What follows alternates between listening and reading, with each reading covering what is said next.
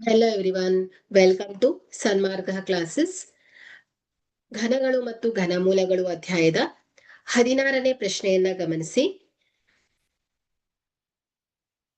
ಇಲ್ಲಿ ಘನಮೂಲ 8 ಗುಣಿಸು ಘನಮೂಲ 27ರ ಬೆಲೆಯು. ಆಯ್ಕೆ A 6, B 12, C 35, D 216. So ಮೊದಲಿಗೆ ನಾವೇನ್ ಮಾಡೋಣ, ಪ್ರತಿಯೊಂದು ಸಂಖ್ಯೆಯ ಘನಮೂಲವನ್ನ ಕಂಡುಹಿಡ್ಕೊಳ್ಳೋಣ.